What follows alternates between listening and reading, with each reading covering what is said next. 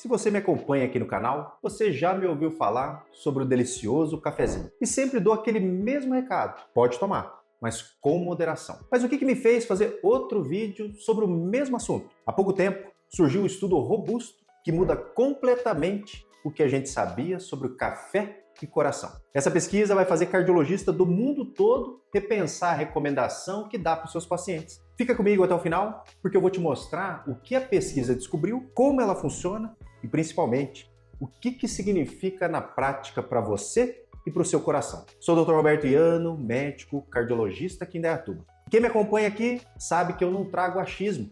Eu trago diretriz, eu trago estudo e trago evidência. E quando a evidência muda, a gente precisa trazer novos conteúdos para vocês. Então já se inscreve no canal, curte e no final compartilha, porque isso ajuda o nosso canal a crescer. Porque eu mesmo falava com moderação.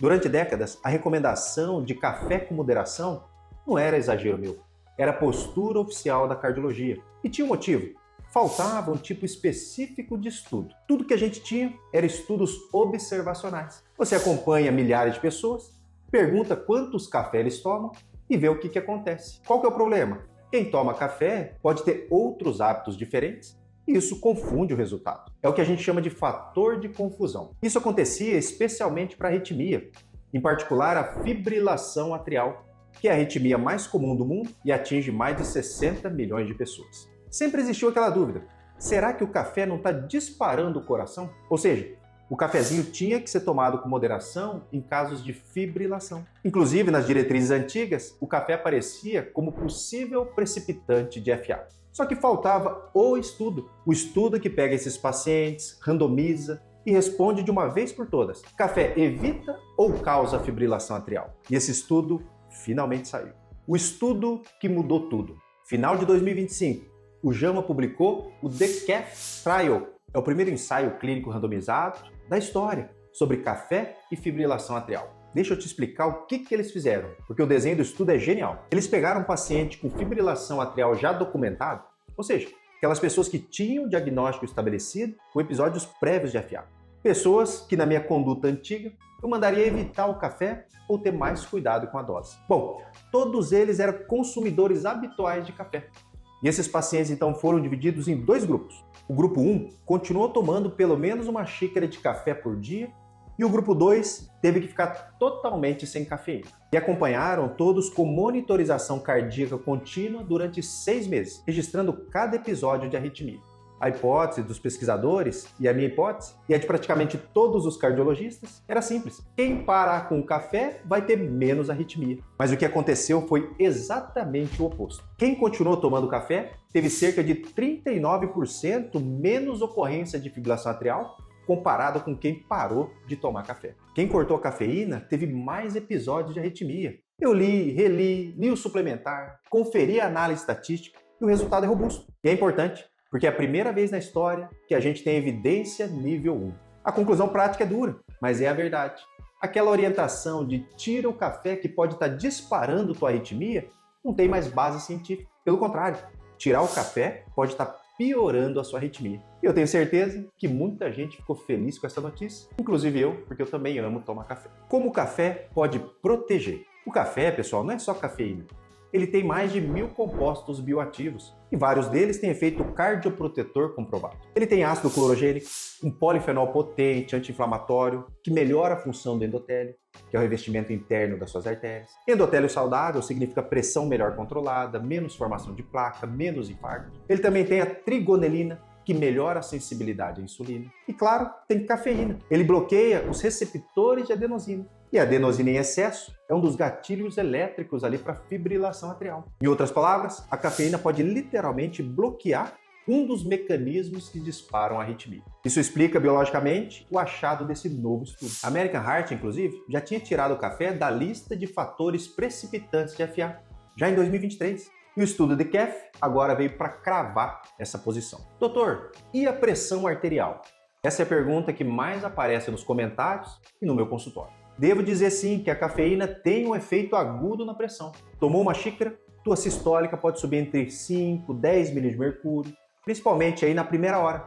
Isso está bem documentado. Mas quem toma café diariamente, esse efeito praticamente desaparece em 2 semanas. É o fenômeno da tolerância farmacológica. O corpo se adapta. E os estudos de longo prazo mostram que o consumo habitual de café não aumenta o risco de desenvolver hipertensão. A diretriz de hipertensão brasileira é clara. Hipertenso controlado pode tomar café. A exceção que eu continuo fazendo é aquele paciente com hipertensão de difícil controle, com picos hipertensivos frequentes, ele deve sim reduzir a cafeína até a pressão se estabilizar.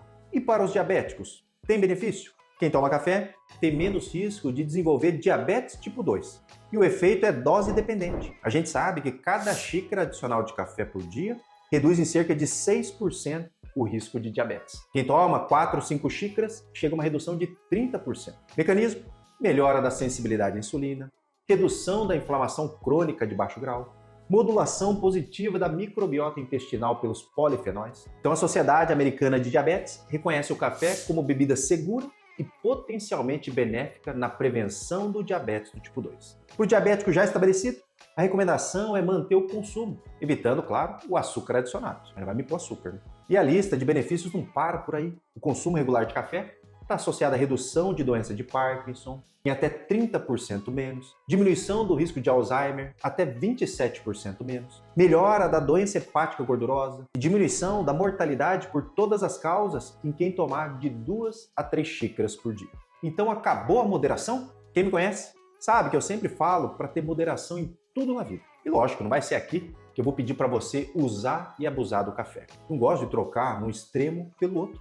Isso seria irresponsabilidade até da minha parte. O que muda na minha postura é o tom. Eu não preciso mais falar café com cautela como se fosse um vilão ali tolerável. O café dentro de uma faixa de consumo é aliado cardiovascular. Então, quanto que você pode beber por dia? Para adultos saudáveis, até 400 mg de cafeína por dia. Isso equivale a 4 a 5 xícaras pequenas de café coado ou 3 a 4 xícaras de café expresso. A faixa de maior benefício para o teu coração fica entre 2 a 4 xícaras por dia. Abaixo disso, o benefício é bem menor.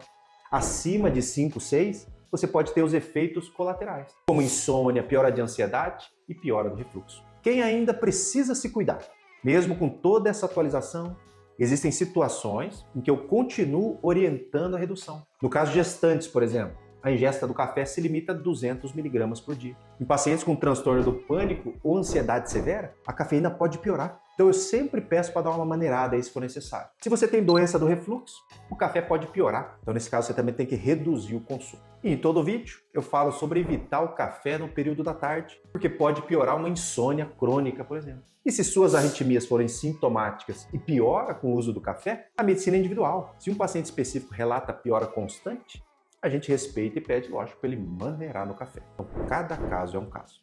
A forma certa de tomar café.